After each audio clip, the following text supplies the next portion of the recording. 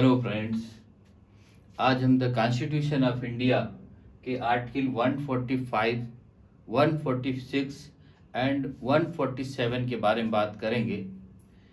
ये पार्ट 4 के आर्टिकल्स हैं।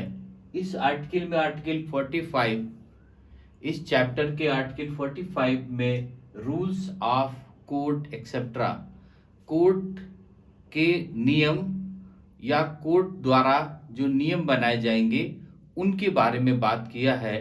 इसमें कहा any law made by the parliament, supreme court time to time with approval of the president make rules for court.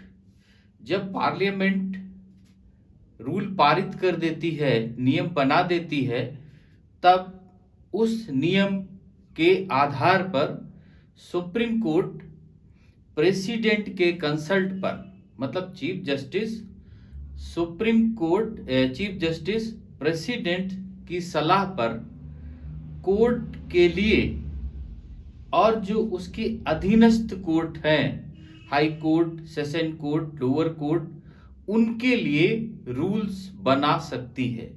इसमें supreme court को rule बनाने का पावर दिया गया प्रेसिडेंट के कंसल्ट से। जैसे रूल्स किसके किसके में बारे में बना सकती है?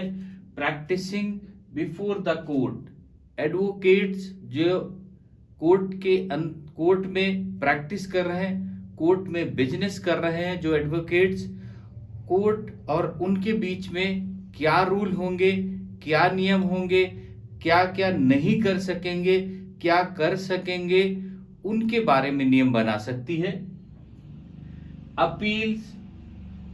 अपील किन किन चीजों की होगी, अपील का टाइम क्या होगा, कितने समय में कोई अपील फाइल की जाएगी, और practising of court article 139A के बारे में कि सुप्रीम कोर्ट किन केस को मंगा सकती है या किसको ट्रांसफर कर सकती है, या कौन सी कोर्ट में कौन से केस ट्रांसफर हो सकते हैं, और रिव्यू क्या होता है, रिव्यू किन का होगा, कोर्ट फीस क्या होगी, कोर्ट फीस कितनी रहेगी, किन किन अमाउंट पर रहेगी, और बेल के नियम बना सकती, बेल के ग्रांट के कैसे हो जाएंगे, स्टे प्रोसीडिंग के बारे में बना सकती है, और मिनिमम नंबर ऑफ जजेस, कितने जज किस कोर्ट में होंगे, कहां पर क्या होंगे, कम से कम क्या हो सकेंगे, और कौन से कैटेगरी के जजेस का पावर क्या होगा, वो किस रेंज तक उस केस को देख सकेंगे, उनकी किन किन जजों को ऑर्डर करने का राइट होगा, कौन से राइट होंगे, इन सारी बातों के लिए, मतलब पूरे कोर्ट के प्रोसीडिंग के लिए, पूरी कोर्ट में क्या क्या होगा, क्या नहीं होगा, इसके बारे में सुप्रीम कोर्ट को पावर दिया गया कि प्रेसिडेंट के कंसल्ट से वो नियम बना सकती है। किसके लिए? विधि के लिए, मतलब कोर्ट्स के नियम के लिए ये बना सकती। ये 45 में कहा गया। आर्टिकल 46 कहता है, 146 कहता है, officer and servants of the expenses of the supreme court. अब सुप्रीम कोर्ट में एक्सपेंसेस कैसे होंगे, सैलरीज कैसे दी जाएंगी, अलाउंसेस कैसे दिए जाएंगे, पेंशन कैसे दी जाएगी, इसके बारे में आर्टिकल 146 कहता है। Civil chief justice appoint officers and servant, other जजेस, officer of the court by the consult of UPSC. जो चीफ जस्टिस, जो हमारी चीफ जस्टिस होगी, जो चीफ जस्टिस होगा, वो अपने कोर्ट में या अदर कोर्ट्स में जो वहां के जजेस होंगे, जो वहां का ऑफिसर होंगे, जो वहां के सर्वेंट्स होंगे, उनको या जो अदर जज होंगे, उन सब का अपॉइंटमेंट, ये नहीं कि वहीं पर काम कर रहा है या अपनी मर्जी से जा करके बता दिया कि आप यहाँ जज बन जाइए, आप ये करिए, ऐसा नहीं होगा। वो संघ लोक सेवा आयोग यूपीएससी के कंसल्ट से, मतलब यूपीएससी के द्वारा ही भर्ती कराएगा। ऐसे नहीं अपनी मनमर्जी से किसी को जज बना दिया, किसी को हटा दिया, उसके यूपीएससी के कंसल्ट से वो उन्हें जज बनाएगा।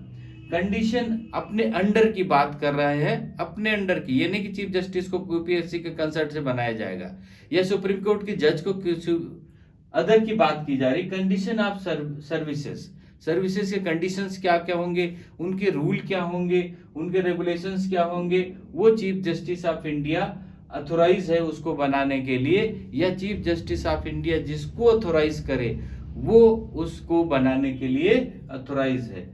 अब इनकी सैलरी, अलाउंसेस, लीव, पेंशन, ये क्या होगा, by the approval of the president, president की अप्रूवल पर ये सब चीजें की जाएंगी कि सैलरीज और पेंशन और अलाउंसेस, एक्सपेंसेस, ये सब उसके अप्रूवल पर जो है वो किए जाएंगे। और ये कहां से निकाले जाएंगे, कंसोलिडेशन फंड ऑफ इंडिया।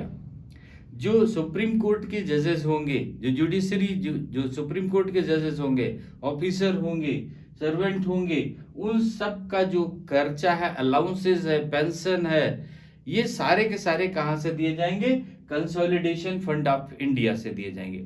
और जो कोर्ट फीस जमा होगी और जो अदर चीजें होंगी जो सुप्रीम कोर्ट में आएंगी, वो सारी चीजें कहाँ जमा हो जाएंगी, कंसोलिडेशन फंड ऑफ इंडिया में जमा कर दी जाएंगी और वहीं से जो है सैलरीज, अलाउंसेस वगैरह दिए जाएंगे। तो ये बात आर्टिकल 146 कहता है। अब आर्टिकल 147 कहता है, इंटरप्रिटेशन के बारे में बात करते हैं। आर्टिकल 147 इसमें कहा गया कि अभी इसके पहले हम लोगों ने पढ़ लिया था, जब कोई सुप्रीम कोर्ट में आना चाहता है किसी अपील में या किसी केस में और उसमें हाई कोर्ट से any substantial question of law, substantial question of law बनाते हैं, तो जो हाई